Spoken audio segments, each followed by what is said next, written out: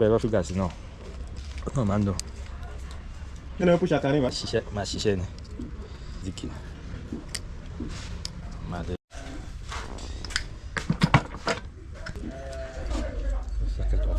Tag. Amada saya.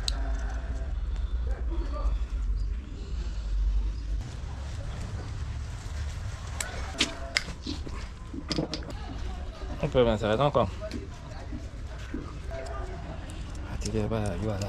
Je vais dire que on doit là un cas. Et on met bon, il est encore.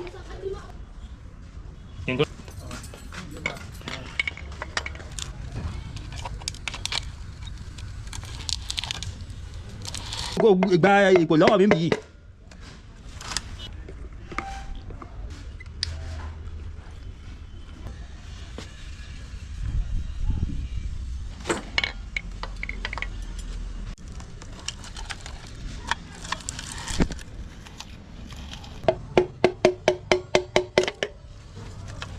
Dára fún mi ni o, bí dára fún mi ni kò ń ṣe tó máa fọwọ́ ẹ tó máa ní òbí o.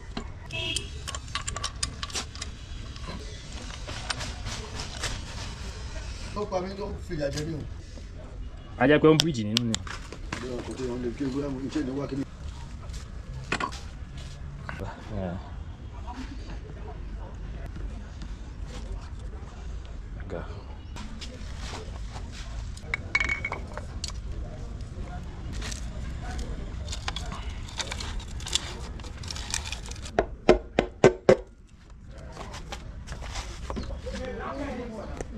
Good morning. Jay, how are you?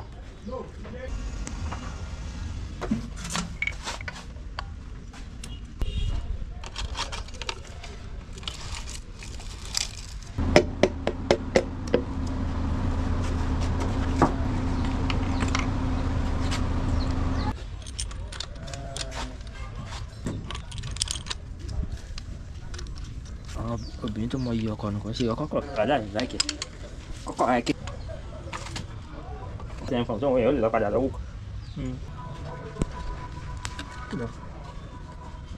Àyè kí ni ẹ̀jẹ̀ ni bóyá kí n gbé fẹ́ nìkan kíkan dé náà ni wọ́n jẹ́ ká tẹ́gùn wọ.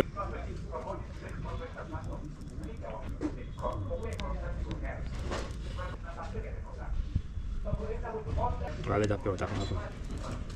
Feito uma.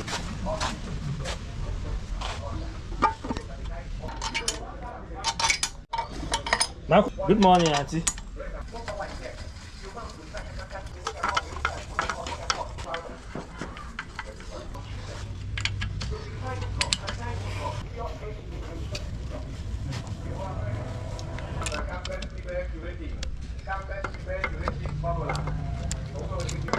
Ọpọlọ lèèyàn lò lèèyàn máa fi calculate tó fẹ́ ṣe kò ṣe mọ̀ kò sí ní ṣọ́ọ̀bù.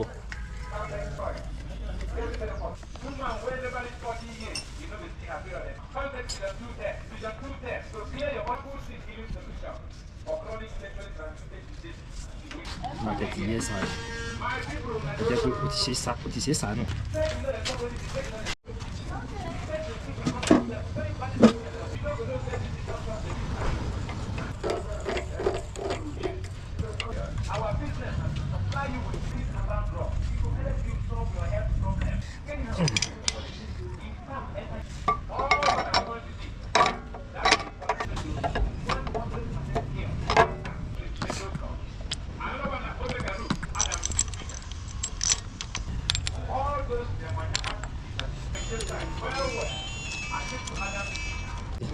Engine, match brake engine.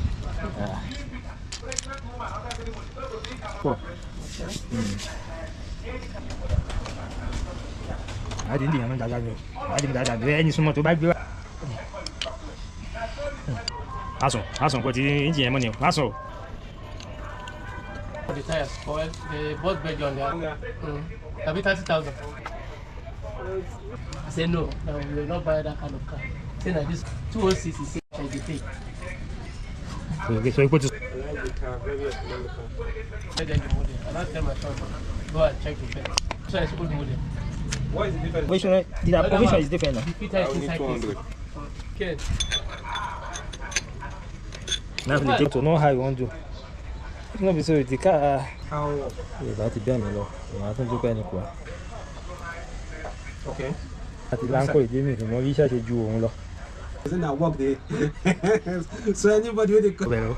Everyone the plate number for front, that's why back. I don't remove the back plate number. Plate front. I just have concentrate fully lórí yìí tó bá fi jábọ̀ wàhálà nípa. no be the leg o na boot. the castle.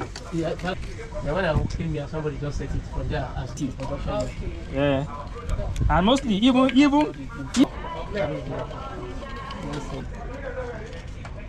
ní kò tí ì lọ́dún kan. Whatever certain Peter tó máa ń wà lábẹ́. kájí tí táìmù tá a bá parí iṣẹ́ ẹ máa padà wọ̀. àwọn àti ẹ̀rọ jọ ń jà.